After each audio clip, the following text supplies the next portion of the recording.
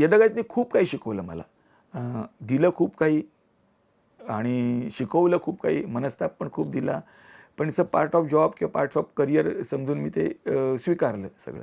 त्या नाटकाने घडवलं असं म्हणता येईल खरं तर. हा, घडवलं. पण त्याचा काय म्हणतात पहिली थिणगी कुठे पडली होती त्याची?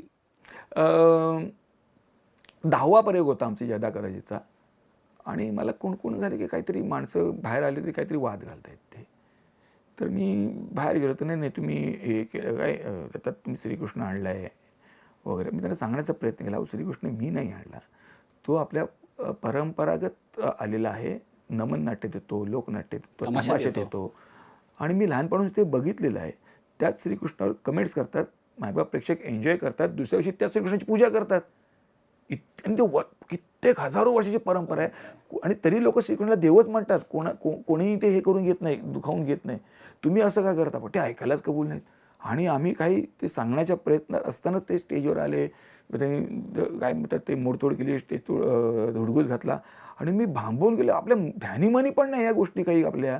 आणि मी माझ्या डोक्यात फक्त एकच होतं की माझ्या कोकणातलं ही नमनाची जी परंपरा आहे, हे नमन नाट्य आहे, हे व्यावसायिक रंगभूमीवर यायला पाहिजे.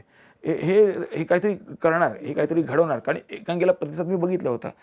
त्यामुळे ना ते खूप डिस्टर्ब झालो मी की अरे अशा गोष्टीवर पण राजकारण होतं. आणि मग यांना भेट, त्यांना भेट, ह्या संस्थेला भेट, त्या संस्थेला भेट, ते आम्हाला धमकी द्यायचे, नाही हे जर बंद नाही झालं तर आम्ही रस्त्यावर उतरू, आम्ही पण तमाशे करू. अरे बापरे, म्हणजे मी अख्खा समाज बिघडवून टाकतो काय म्हटलं. समाजात मी दुही माजवते असं काहीतरी उगाच ते वाटायला लागलं. अशा अंगावर धाव द्यायचे प्रेक्षक. अरे थांबा, ऐकून घ्या काय म्हणणे ते ऐकून घ्या. तुम्ही बोला ना काय ते. तुम्हाला हे नको आहे का? ओके मी ते करतो. तुम्हाला हे नको का? मी ते करतो. असं करून 4,500 प्रयोग केले मी वाद नाही, मी त्यांना क्रॉस नाही केलं कधी. अच्छा तुम्हाला हे नको आहे ना, मी ते बदलतो. तुम्हाला ते नको आहे ना, मी ते बदलतो. त्यामुळे ना मला माझ्यातल्या लेखकाचा शोध लागला. माझ्यात जे स्किल आहे ना, हे नको तर आपण ते करू शकतो, ते नको तर ते करू शकतो. सरेंडर व्हायचं नाही, पण त्यांना क्रॉस पण करायचं नाही. मला माझी कलाकृती चालू ठेवायची, मला माझी कलाकृती जिवंत ठेवायची. ह्याचा जो शोध आहे, हे जे स्किल होतं ना, त्याचा शोध मला लागला त्यामुळे. म्हणूनच तू सबकुच संतोष पवार आहेस. कारण 10व्या प्रयोगाला लागलेलं गालबोट तू 4,500 प्रयोगापर्यंत ते ओढत नेलंस. त्याच्यात तू किती काय काय बदल केले असशील, तू किती त्याला घडवलं असशील. याचा सगळ्याचा उच्चांक कधी झाला की जेव्हा तुला वाटलं की नाही आत्ता 4,500 प्रयोग झालेत आणि मला आता याच्या पुढे हे सहन होत नाही. अशी कुठली घटना होती की जी तुला जास्त जिवारी लागली आणि त्याच्यानंतर तू थांबायचं ठरवलं? अगदी प्रामाणिकपणे सांगायचं ना, मी त्या वादाला कधीच घाबरलो नाही. मी वाद वाढूच दिले नाही. कारण मला एवढं माहिती होतं की मी काही त्यांना मुद्दाम केलेलं नाही आहे, बरोबर आहे, किंवा मी त्यांना कधी क्रॉस केलं नाही, कधी भांडण केलं नाही. ते पण यायचे, वाद घालायचे. आणि मला एका नेत्याने खूप सांगितलं होतं की काय नाही रे, आम्हाला इश्यू पाहिजे असतं रे, नको टेन्शन घेऊस, इतकं मला सांगितलं होतं.